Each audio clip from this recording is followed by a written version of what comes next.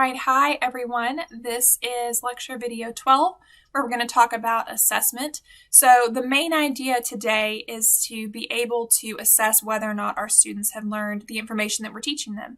So we're going to be talking about different kind of theoretical ideas regarding assessment. We'll also talk about some practical things. You have to consider the setting that you're in, how many students you have, how much time you have to complete the grading, and so on and so forth. So there will be an activity that we will discuss in the lecture video, activity 9. And then also you need to be thinking about exam 3. So once you watch this video, you'll have all the information that you need to be successful on exam 3.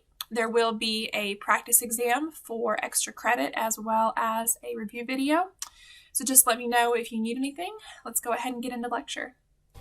Alright, so as I said during today's lecture video, we're going to be talking about assessment and grading. So we're going to start off by talking about different time periods of assessment. And really what I mean by assessment is any activity that you do to assess the level of understanding that your students have or whether they have learned a new concept. So there are several different time periods in which you might use assessment. For example, you might use pre-instruction assessment. This would be like a pre-test before you've actually taught new information. There are several times when this could be useful. So for example, when I've taught general psychology in the past, I sometimes give a pre-test to see the level of understanding that students have about psychology before I start teaching general psychology. And then you can also give that same pre-test again at the end of class. It would be a post-test then to see if their answers have changed. But you might also use this in an elementary classroom. If you're teaching second grade and you have a brand new group of students, then perhaps you do a pre-instruction assessment to see their level of reading ability at the beginning of the year, and so you know how to tailor your instructions. So pre-instruction assessment is given for the purpose of giving the teacher information about where to start in the teaching process. Now, you would not give a grade on this, likely, unless you wanted to give everyone like a few points, a little extra credit for completing it. The reason I say that is it's not really fair to test students on something that you have not directly taught them. So pre-instruction assessment would be used just to give the teacher some information. We can also use formative assessment. Now, formative assessment would happen while your students are learning the information. So maybe you're covering a new concept and you want to check in and see how your students are understanding. Maybe this is where you start practicing the new concept. So you've done a few on the board and now you give your students some to practice with. Formative assessment also may not be graded. May be done just to help you understand whether or not your students are grasping the concept, whether you need to teach it in a different way. You could grade formative assessment, but this is not where you would do the majority of your grading. Now, you can also do this, instead of giving out worksheets, you could do this in a classroom discussion format. So sometimes, for example, when I'm teaching behavior modification, I might stop and ask students to give examples of different types of reinforcement or punishment. Or I might give an example and ask my class to discuss whether this is reinforcement or punishment. I'm doing that because while I'm teaching it, I want to make sure that they're understanding. So that's the purpose of formative assessment. And then summative assessment is probably what you think of when you think about assessments or testing. This is where you test the person's level of understanding after they have been taught the concept completely. So for example, we have exam 3 coming up in educational psychology.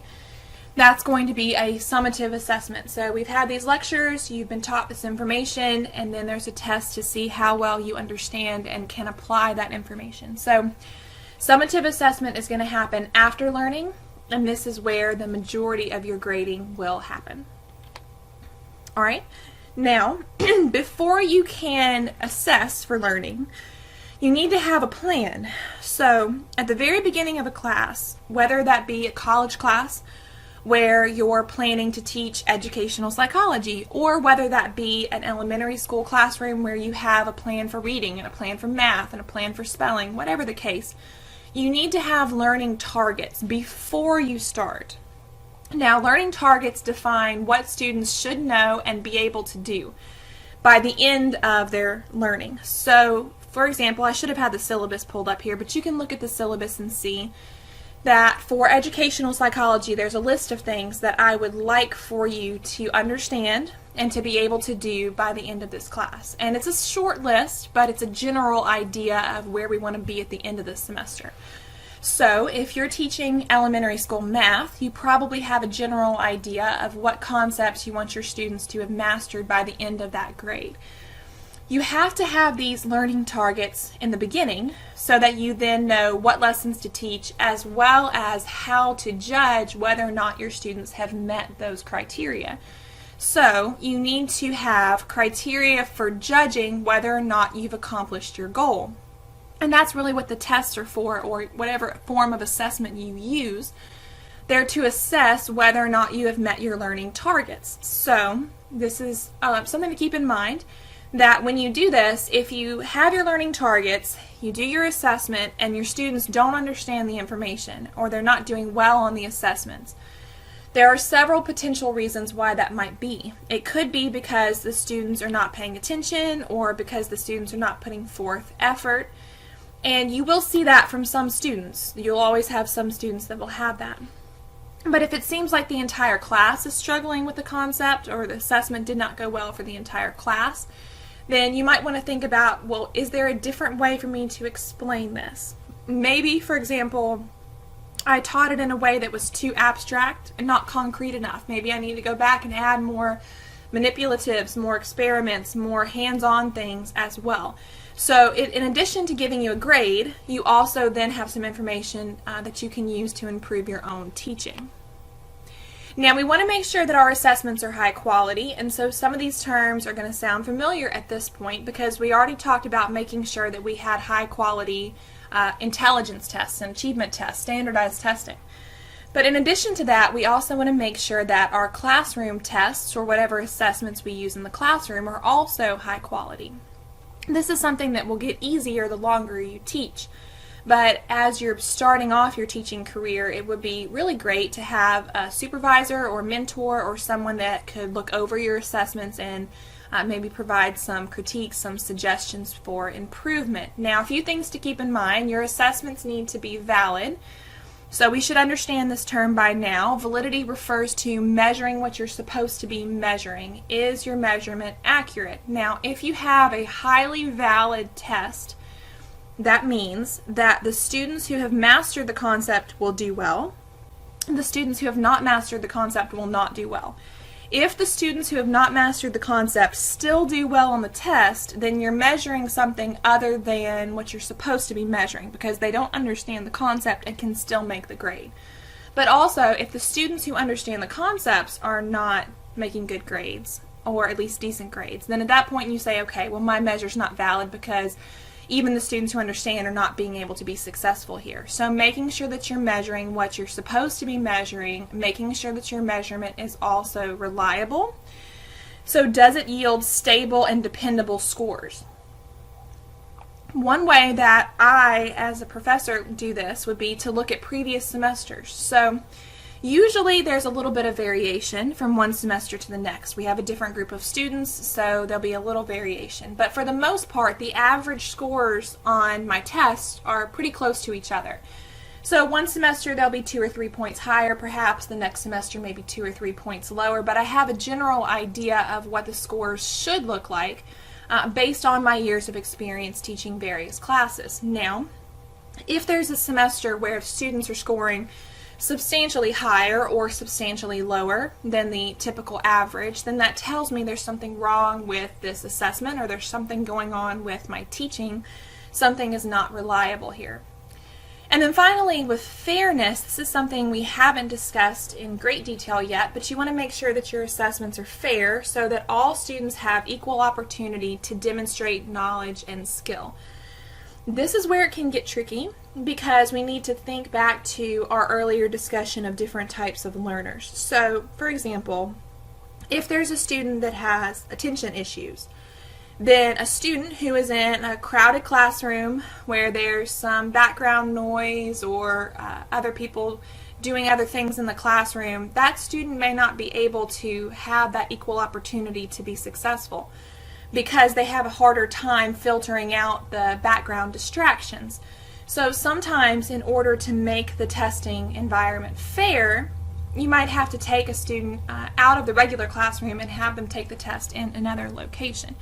Of course, you would make that decision after doing an assessment, talking to parents, maybe talking with the student, to make sure that that's what's best for everyone involved. But you want all students to have an equal opportunity. So if a student has vision issues or hearing issues, you want to make sure that accommodations are made for those students so that they have the same opportunity as everyone else. All right, so a few things that we are trying to do in classroom assessment. I say trying because several of these things are challenging and still in progress, but some of the things that we've been trying to do in classroom assessments, first of all, including a performance-based method of assessment. So, in other words, sometimes we want to do something beyond just paper and pencil tests, especially beyond multiple choice tests. Now, some topics kind of lend themselves to performance-based methods a little bit more. So if you're teaching a theater class, or you're teaching a speech class, or if you're teaching a foreign language, I can remember when I took French that there were portions of the class where we would write down, or translate, but there were also portions where we would speak with the professor. So we would sit down, we would have a conversation in French, that kind of thing. Of course, if you don't use it, you lose it, and I have very little of that French that I retained, but the idea was a performance-based method of assessment. Also, examining higher level cognitive skills. So we talked about this in the previous lecture about things like critical thinking and decision making and creativity that are harder to assess because they're harder to grade, but are still important to include. So using multiple assessment methods, so having maybe some hands-on things, some paper pencil tests, different types of questions. We're going to talk coming up about the benefits and drawbacks to things like multiple choice, true, false, essay questions, that kind of thing. But multiple choice questions are here to stay, and they're probably not going anywhere, and there are several reasons for that we'll discuss in a second, but part of that is because we know that when it comes to public school systems that the state standards-based tests are going to be primarily multiple choice. And so we want students to have practice with this. There is a certain skill level involved in being able to eliminate potential answer choices, kind of narrow things down, that convergent thinking, converging on one right answer. Having high performance standards is definitely something that we should work towards. And then using computers as part of assessment. So when we talked about technology, we talked about intelligence. I said that in this day and age, it's very important for a person to be able to use computers, to use technology. And so including that as part of our assessment oftentimes makes it more fun for students. But we should be careful not to rely too much on technology. We want something that supplements the classroom, not something that takes over the classroom setting. All right. So at this point, we're going to be talking about different options when you are constructing a test, and we're going to see that we can have selective response items and constructive response items. So we'll talk about the difference between these, and we'll also talk about some benefits and drawbacks to each. So when we're talking about traditional tests, we're thinking about paper pencil test typically. We're thinking about coming into the classroom, you sit down, and then you either fill in a Scantron or maybe circle your answers, or write out short responses, write out essays on paper pencil tests. Now, this is certainly the way that tests have been done traditionally, and it's still fairly common, but things like having tests online are becoming much more common. And of course, in this class, with it being an online class, we had to test that way. But in addition to that, we could also do, as I was saying, some performance-based things that are not necessarily paper and pencil. But we want to make sure that we're including traditional tests as well. So there are two main types here, selective response and constructive response. And the difference is what each item requires of you. A selective response item, it requires you to choose between responses that are already listed there. So, for example, a true-false question would be a selective response. You're selecting between true or false. A multiple choice question would be selected response. You're choosing A, B, C, or D. With matching is another example of a selected response item. A constructed response item is something where you have to produce the answer, and you're not choosing from answers that are in front of you, you're producing the answer. So the first thing that comes to mind here is probably an essay test, but it could also be a short answer test or even a fill-in-the-blank test. If it doesn't have a word bank, then that would still be constructed response. If there's a word bank, then that's a selected response. Alright, before we get into the different benefits and drawbacks here, I want you to think about, for your Activity 9, what type of tests you prefer and why. So we're going to be talking about several different types, but things like multiple choice or essay or true-false. Now, one thing I do want to say about this activity is that you do not need to worry about your response or your classmates' responses impacting what kinds of tests we do in this class. That's set based on the syllabus. I'm not going to say, well, the majority of you guys like essay tests, so we're going to do all essay tests from this point. No, I'm not going to do that. But I want you to be thinking about the benefits and the drawbacks to different types of tests. So what type of test do you like and why? In addition to that, though, I'm also going to ask you to do something a little bit different in this activity. I'm going to ask you to construct 2 possible multiple choice test questions from the material we've covered in this section of the course. So this third section of the class has talked about attention and memory and our lecture on cognitive skills, as well as this lecture video on assessment. So please use information from this section of the class, this third section. There are a few reasons why I have you do this. One is that multiple choice questions are very popular. So if you're going to be doing any kind of teaching, you're probably going to have to write some multiple choice questions. So why not practice that? But I also do this right before exam 3 because this is a great way to study for an exam. You can test yourself on the material. So I want you to write the questions and then also be sure to include answer choices. So you'll write your question and then 3 or 4 answer choices for each of the 2 questions. And you can include more than 2 if you want to, but I'm just asking you to do at least 2 questions. And then make sure that you mark which one is the right answer, and then you would write some distractor answers or some incorrect answers as well. So this is a little bit different for you guys today. This is kind of a performance-based, having you thinking about making your own assessment. But let me know if you have any questions about that. Now, as we've already said, and as I'm sure you guys are aware, multiple choice tests are very popular. And I have some strengths and limitations listed here. We already said that multiple choice tests are popular because we know that students are going to have experience with multiple choice tests. We know that things like standardized tests, the tests that you take in the public school system, will be highly dependent on multiple choice. And so we want our students to have practice with that. But there are other benefits as well. So you can measure both simple and complex learning outcomes. So you can have a multiple choice test that really just asks a definition. That would be simple. Or you could have a complex concept. So for example, when I teach abnormal psychology, I could give a few details about a certain made-up client and then have my students diagnose the client, and I just list the possible diagnoses and have them choose. That's a more complex topic, but I can still measure that with multiple choice. Now, not everything can be measured with multiple choice, as you'll see. Sometimes it's just ineffective for measuring some kinds of learning, but for some types of learning it can work.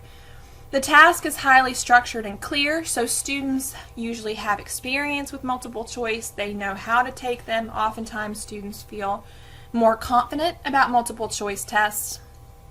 It says a broad sample of achievement can be measured. Let me explain what we mean by that. So when I write a multiple choice test to cover the third section of a class, there is a lot of information to cover in the third section of a class. And so if I were to do a multiple choice test, then I could write, say, 50 items. My tests usually have about 50 items. But if I were to do an essay test, then I would not be able to write 50 items. I'm sure I would immediately get voted off the island. I've never watched Survivor, so I don't know where that reference came from. But I'm sure you guys would immediately revolt if I gave you an essay test that had 50 questions. So usually an essay test might have maybe maximum of 10 questions, or maybe fewer than that. And what that means is there are certain topics that I cannot ask you about just because I can't write as many questions. But with multiple choice, I can cover most of the things that we've talked about.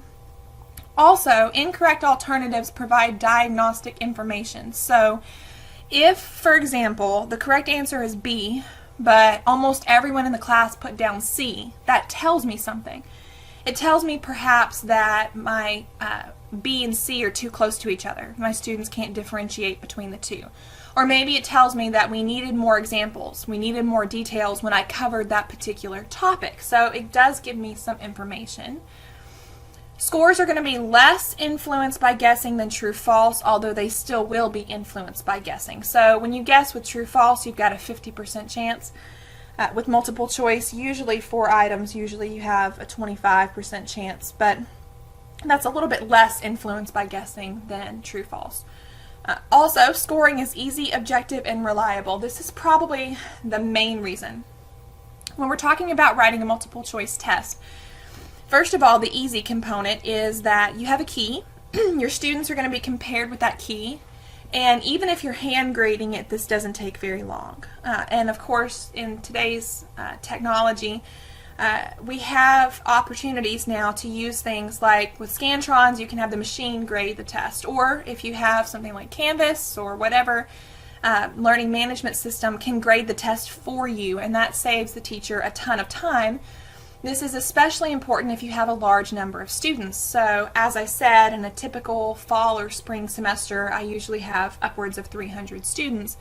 And so there's no way that I could hand grade these tests. We want to get our grades back to students as soon as possible to provide feedback.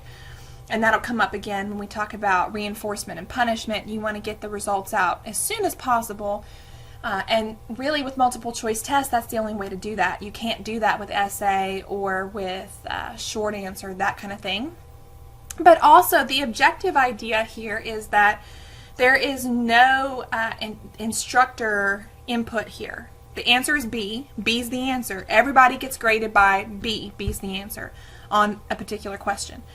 So that means then that when you do something like an essay test, you might read a student's response and it's hard to determine, do they really understand?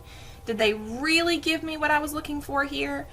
So there's no bias involved here with multiple choice tests.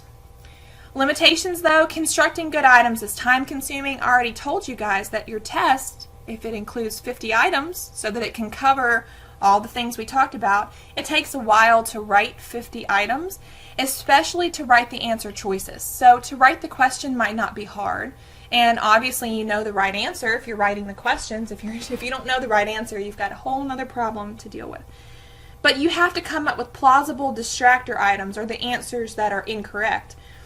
And they have to be close enough to the right answer that they don't immediately give away the right answer, but they also need to be far enough away that students can differentiate, which is hard. Of course, you can usually reuse multiple choice tests at least a few times, but it does take a while to write them. Also, as I said, there are just some topics that you really can't measure with multiple choice, or at least not exclusively with multiple choice, and it can be influenced by reading ability. So if you have 50 questions to read and you have 75 minutes to take a test, if you have the question and then 4-ish answer choices, that is a lot of reading to do, and so some students who struggle with reading might have a hard time finishing that test in the allotted amount of time because of that. Alright, so if you're going to be using multiple choice items, here are a few tips. First of all, it says to write the stem as a question. When we're talking about the stem, we're talking about the question component. So you're going to have your question or your stem, and then you're going to have your answer choices. Typically, students are expecting the stem or the question part to actually be a question. Sometimes you can leave a blank if you're having like a fill in the blank.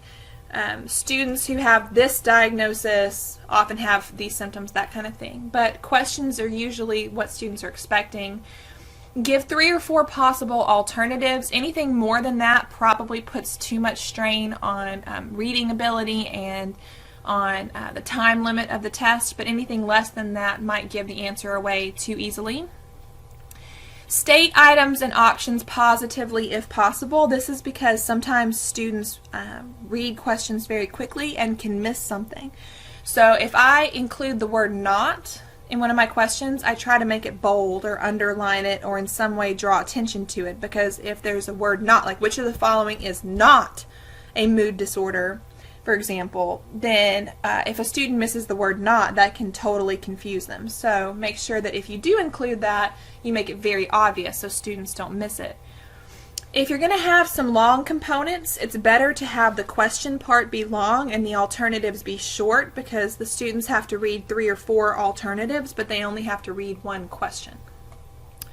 Also, make the alternatives or the answer choices grammatically match the stem or the question. This is important.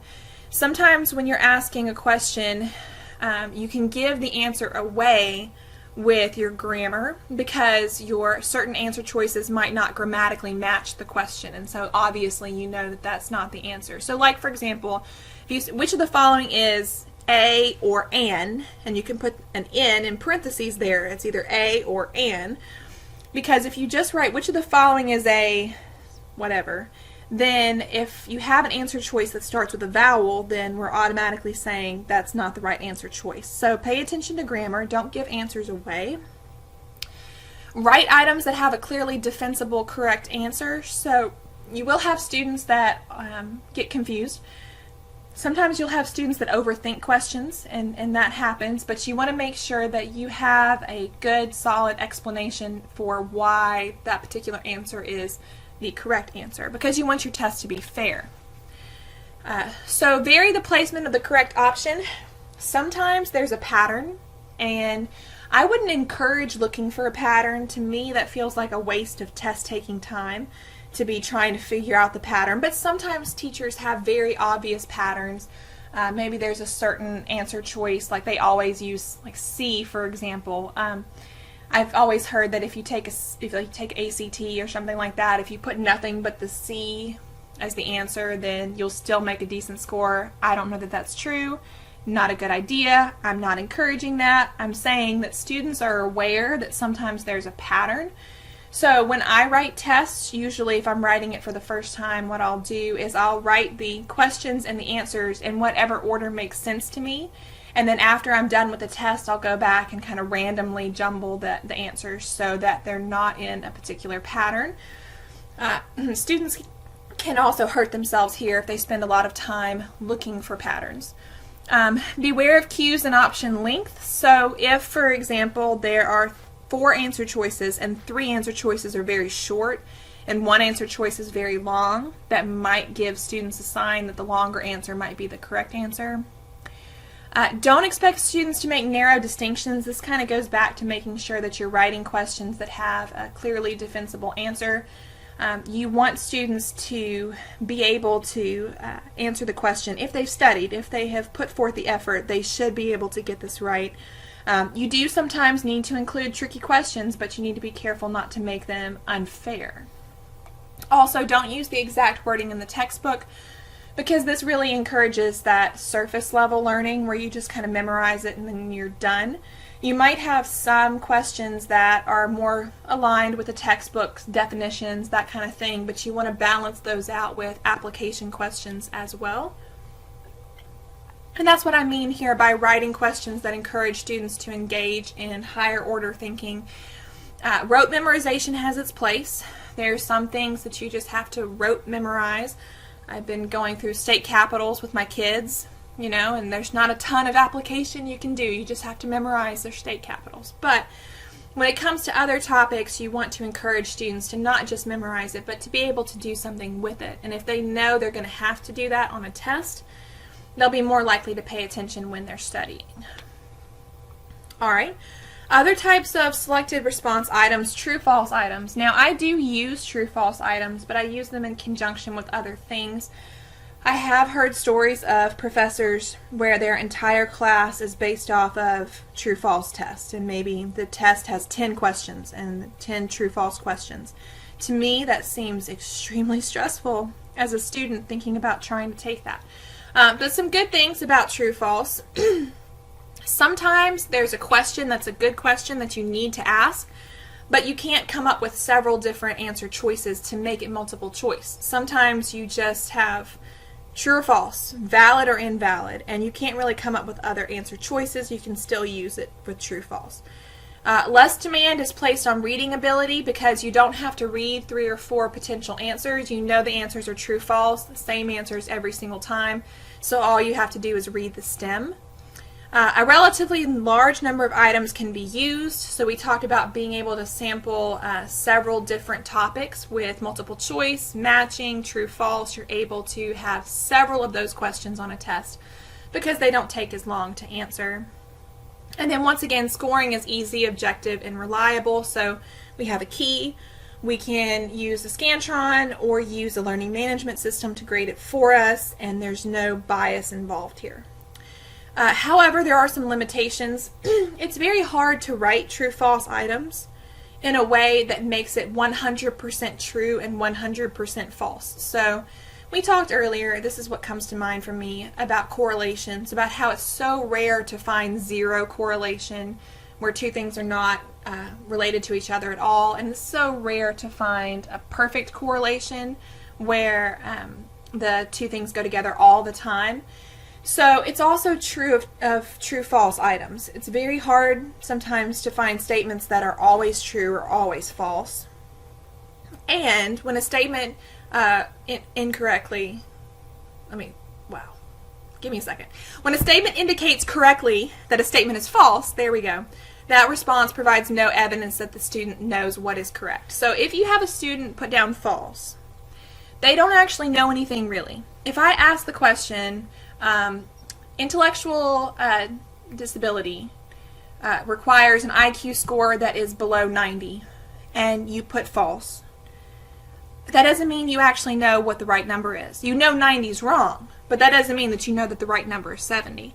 So one way to do this, I had a teacher in high school who taught history classes, and for her true-false questions, whenever the question was false, she would give you extra credit if you could correct it to make it true. And so I always liked that.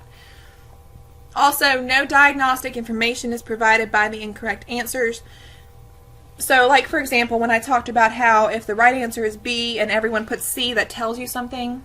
With true-false, because there's only 2 options here, if every single person in the class misses it, that tells you something, but because it's not like they're choosing between several different responses, they're only choosing between true and false, it doesn't tell you as much, and also because of that, it's more influenced by guessing. So someone who doesn't know anything about the topic still has a 50% chance of getting the question right.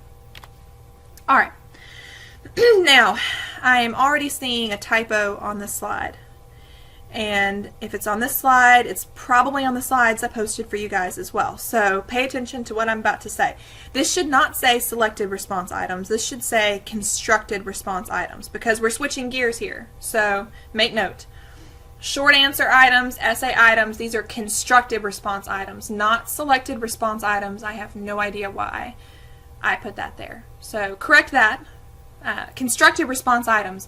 This is different from selective response items because you're having to produce the answer yourself. Now, some good things about things like short answer and essay.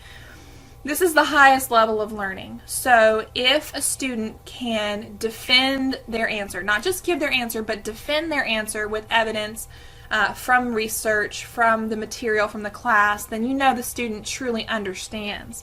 With multiple choice, sometimes we can reason out the right answer and not really understand the topic, but with an essay test, you really can see whether they understand.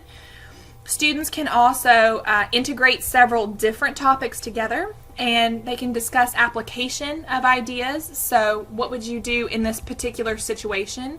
That's not something you can really measure on a multiple choice, but something that's easy to measure on an essay item. So, for example, if you talk about you have a student in this class, like a similar activity that we've already done, you have a student that has these issues, what kinds of accommodations would you provide? That's something that would be best measured with an essay response.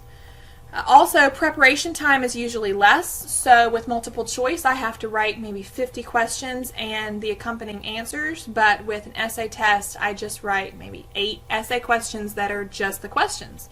So preparing the test is super easy. Of course, then the flip side there is that multiple choice tests take longer to write, but take less time to grade.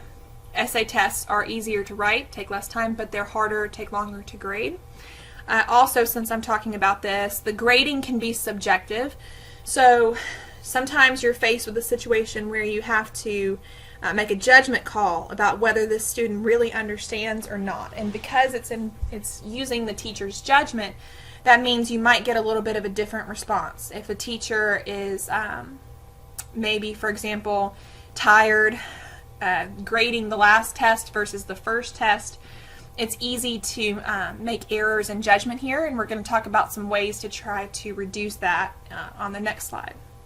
But in addition to that, achievement may not adequately be sampled, so like I said, there are some topics that we can't include. Essay questions are time consuming, so we can't have an essay question for every single topic. Also, it can be very difficult to score these. And it's very difficult sometimes to get students to understand exactly what you're looking for. I have had times where I have asked an essay question and I have had a student give me an answer that included information from the class, but really wasn't exactly what I was trying to get at with this particular question, kind of misunderstanding the question. So it can be difficult to relate essay responses to some learning outcomes because students might take their answer in a different direction than the answer that you were looking for, than what you intended. Also, people are able to bluff their way through essay tests. Bluffing is a very nice way of saying you're able to BS your way through a test. Some students are better at this. Now, the more you teach, the more of these you read, the easier it will be to pick out, hey, this student thinks they're fooling me here, but they really don't understand this concept. But some students are better at that than others, and then writing skill is also involved here, which writing is an important skill that students need. But if you're not teaching a writing class, then you run into issues here. So if a student gives you a poorly written response, is that because they don't understand the material you taught them, or do they understand the material that you taught them, but they're having trouble with writing skills? With, for example, a psychology class, it's not my job to teach students to write, and so then that becomes complicated. How many points do you take off for grammatical issues, spelling issues, that kind of thing?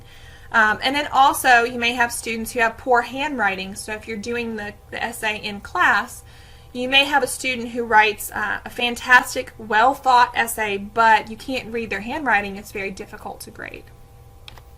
All right. So what are some things we can do to improve our scoring of essay questions? Well, one thing to do is before you grade any papers, think ahead about what you're looking for. It says determine what constitutes a good or acceptable answer before scoring your students' responses. Now, one of the ways I like to do this is that before I grade, I will either determine in my head, or sometimes I'll actually have it on the test, how many points each part of the question is worth. So essay questions often include several different components, like define whatever it is, and then give examples of whatever it is. You have to decide which part of the question you're going to put more emphasis on. If the question itself is worth 10 points, then you have to decide how many points you're going to give to the definition, how many points you're going to give to the example, that kind of thing. It's helpful. But you need to think about what exactly you're looking for before you start scoring, and then if at all possible, blind score the essays.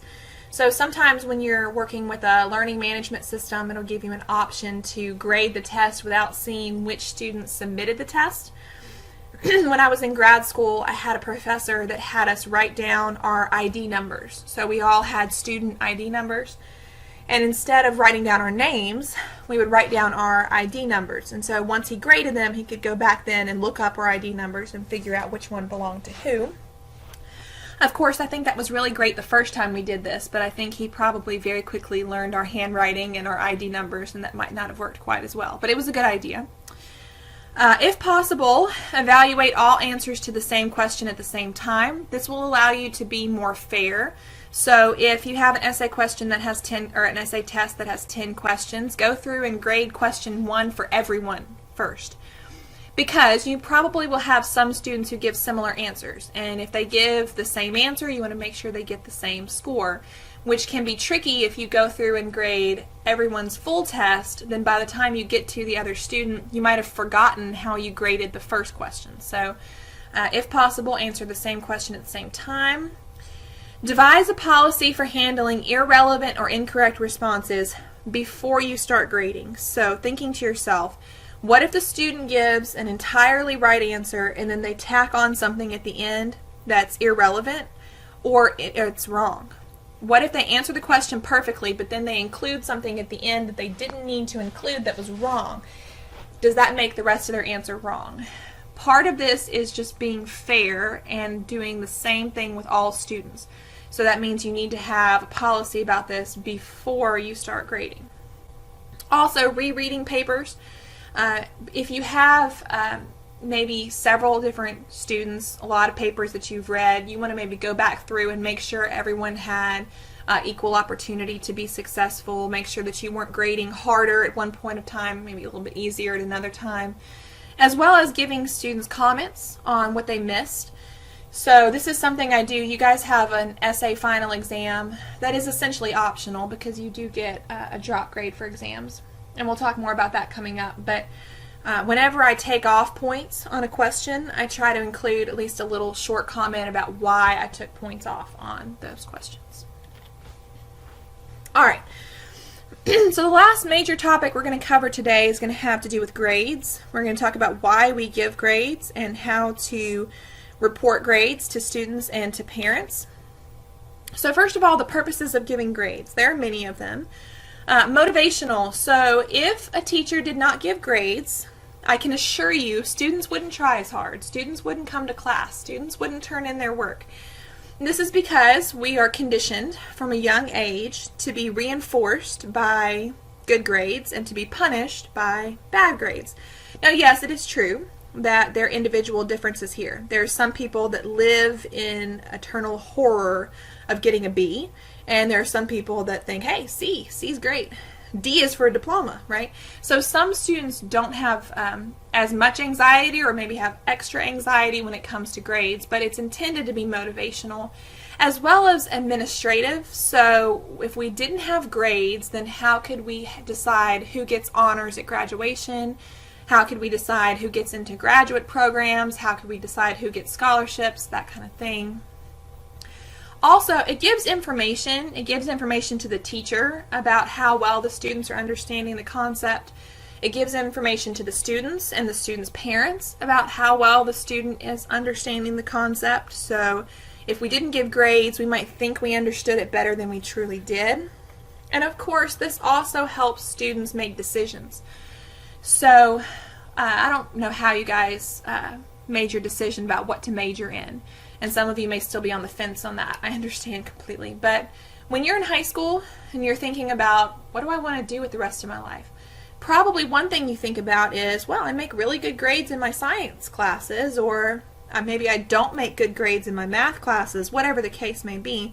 It helps you make decisions about what kind of career you might want to pursue, what kind of classes you might want to take. And it can also help identify students who are having problems. So if you have a large classroom and if the student doesn't have problem behaviors, you might not know until after you give a test that a student is struggling, maybe with attention or maybe with a learning disability or maybe with vision. I can remember, I think I was in maybe 8th grade when I got glasses for the first time. And that made a major difference for me because I was always sitting in the front row squinting at the board, couldn't read the board. I was that blind. And so maybe you get information about how to help a student based on grades. All right. Now, there are a couple of different types of grading to think about. We can compare and contrast norm referenced grading with criterion referenced grading. Now, criterion referenced grading is probably the type of grading you have the most experience with and probably what the majority of teachers use. So we'll start there. Criterion referenced grading is based on comparisons with predetermined standards or criteria. So, for example, this is the idea that if you have 90% of the answers right, you have an A. If you have 80%, you have a B. If you have 70%, you have a C. So we have a scale, a grading scale here. And so your grade at the end of the class is based on your performance compared to that scale. We might also call this absolute grading. So at the end of the day, with criterion reference grading, your grade is determined by your performance. You have to reach a certain level of performance to get a certain grade. This is probably pretty common to you guys. This is what you look at in your syllabus about how do you make a grade. On the other hand, norm reference grading means that your final grade is based on a comparison of your performance with your classmates' performances. So this is called like grading on a curve. Now, this is the idea that at the beginning of the class, the teacher says, I want to have a certain number of students that make an A and a certain number of students that make an F. You can have maybe a normal curve where you have very few students making A's and very few students making F's, and the majority of the students are somewhere in the middle in that C range. So then, if a teacher decides to do this, then they might say, well, we turn in our papers, the 10 best papers will get A's, and the 10 worst papers will get F's. And then we'll have a breakdown of how many B's, C's, and D's we want to give. So the grading scale determines what percentage of students get particular grades. At the beginning of the class, the teacher knows how many students are going to make an A. They don't know which students are going to make an A, but they know how many students are going to make an A. Now, this is something that doesn't happen very often, and it's not something I'm a huge fan of. I can understand why it might happen though. With criterion referenced grading, theoretically, everyone in the class could make an A. Theoretically, I've never had that happen. But if we're comparing someone with a criterion, then their score is not influenced at all by other people's scores. And sometimes you see this and you get frustrated where you know there was a student who had really fantastic work, made an A, and then a student who did not put in as much effort kind of barely squeaked out an A, and you say to yourself, well, they got the same grade on their report card. That doesn't seem fair. However, having said that though, when that will all work itself out later. A student that's not putting in as much effort will at some point run up against a wall, will run into a situation where more effort is required. They'll either learn to put in more effort or they won't, and they'll stop getting rewarded for that. However, with norm reference grading, my main concern would be the hostility that you create in the classroom. This is the idea that I have to beat out the rest of you. I have to do better than you. It's not about doing the best that you can do, it's about beating someone else. And also, if you have the best paper in the class, that doesn't mean it's a good paper. It's just better than other people's papers, but it still might not be up to your standards. So I can imagine there would be some hostility. I've seen classes, I've been involved in classes, not classes I taught, but classes I was a student in, where the idea was the teacher was going to give 100 to the best test. So for example, if I made a 90 and my 90 was the highest grade in the class, then the teacher would add 10 points to everyone's test, so that then I had 100 and then everyone else got 10 points. So then you get a lot of pressure from your classmates, like, hey, don't study. Don't do well on this test. I need the points. So you make an 80 and everybody gets 20 points. I feel like this creates a hostile work environment. So that's part of the reason why I don't do this. All right. Grading and reporting performance. So we have several different options here about how to communicate grades. Probably the one that comes to mind first is a report card. This would be often how in elementary school, middle school, high school, how students' grades would be reported. Of course, we have a system in college about putting grades into Banner, for example, and you have grades for each semester, that kind of thing, but it's still very similar to a report card. So this is a pretty standard method. Oftentimes it gives just a letter grade. It is possible that you could give a numerical grade as well, though. So a student might have A, 95, and any score between 90 and 100 is an A, or sometimes any score between 92 and 100 is an A, that kind of thing. So you could also include a numerical grade as well.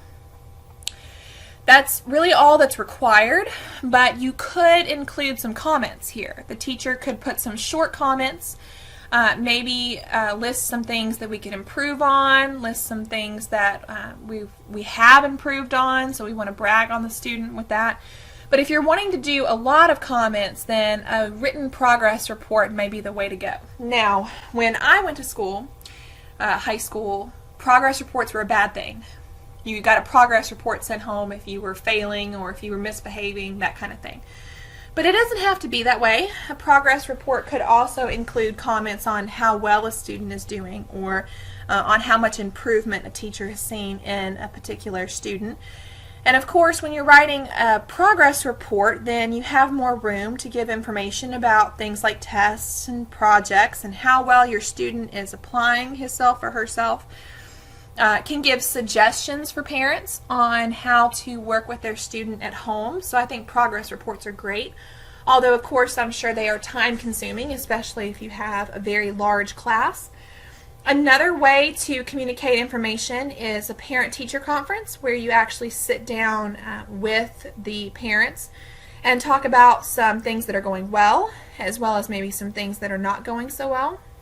So this gives you a chance to give the parents information, but it also gives the parents a chance to respond to that information or to ask questions. So this provides an avenue to develop a relationship. So sometimes the parents and the teacher are on totally different, basically what I'm saying here. They have different goals. Maybe they have different understandings of how well the student is doing. Maybe the student hasn't been totally honest with mom and dad about how things are going at school.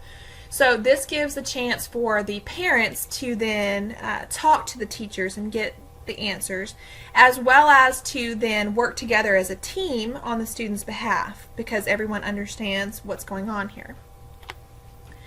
Now, if you're going to be giving parent-teacher conferences specifically to talk about grades, you do need to be prepared. This can be challenging if you have a large class. It may be difficult to remember exactly what scores each student has, so look over that before you meet with them and be prepared. You probably have some idea of the questions parents will ask, so try to think ahead of what you could possibly say. Be positive as much as possible, as well as honest. You have to find a balance sometimes between those two. You don't want to just focus on weaknesses. You also want to reinforce the student for their good performances. So if a student is really doing well in a particular area, or it may be that a student who's struggling with their grades is kind to their classmates, obedient to the teacher, there's usually something kind, nice that you can say about a student, but then also be honest about what improvements are needed so that parents know how their student is doing, because sometimes I think parents are shocked when they get a report card because they assume their students are doing well and then they find out that they're not. So it's good for parents to have some honest information. Practice good communication skills. Make sure that it's a conversation. You don't want to dominate this discussion. You want to give the parents chances to ask questions, to give their input, and you also want to make sure that the students are the students, if the students are there, but the parents are understanding you. So after you report information to them, asking them follow-up questions to make sure that they understand they're following you is good. Don't discuss other students. Sometimes there may be a situation where a student has problems with a classmate. And in that particular situation, I would encourage you to have both sets of parents in the room when you're addressing that, instead of trying to address that without the other parents there, because there is some confidentiality involved in that. Best practice would be to have everyone involved present before you talk about it. But for example, don't tell the parents, like, hey, your child's doing better than so-and-so. They don't need to know that information. Alright, last thing to think about here, should grades be abolished? Because we like to ask difficult questions. Should we get rid of grades and stop giving grades? Well, some of you may be cheering at this point. This may sound like a good idea.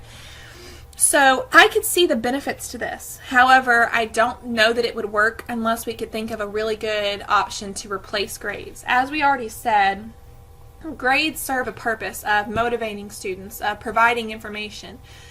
Grades serve the purpose of making decisions about who receives honors, who gets scholarships, that kind of thing. So I think that it would be difficult to function in a traditional school setting without grades. However, I do think that there are certain situations where grades might actually hinder a student's performance, where a student might feel pressure and anxiety, and that might impact their performance. So I give the example of homeschooling here because if you're homeschooling, then you don't have to do things exactly the same way as other people do things. So if you were homeschooling and you gave a test and students got a question wrong, then you could say, okay, this question is wrong, you mark this off wrong, go fix it, and then talk about why it was wrong, and then probably review it later. But we could do all of this without actually giving a grade. So I think that what we want to do is use grades in the best way possible, use grades to encourage, but what we don't want to do is make it all about the grade, where if I'm not going to be graded on this, I'm not going to try. If there's not going to be a test on this, I'm not going to pay attention. I do see that sometimes with students when I give valuable information, but if they don't think it's going to be on the test, it's just in one ear and out the other. And on the one hand, I understand that because you take a class to get a grade, but on the other hand, the whole purpose of education is to prepare you for something else. It's not just about making a grade, and so we do want to make sure that we still find ways to learn things even if they're not going to be directly graded. Alright, that is the end of today's lecture video. So if you have any questions about the material, please let me know. Don't forget about your activity. Remember that activities need to be at least 200 words long. So the activity asks you to think about what kinds of tests you like and why, as well as to give me some multiple choice questions from this section of the class. So let me know if you have any questions. Also be thinking about exam 3. So you will have a practice exam and a review video to help you study for that. So let me know if you need anything. Otherwise, you guys have a great day.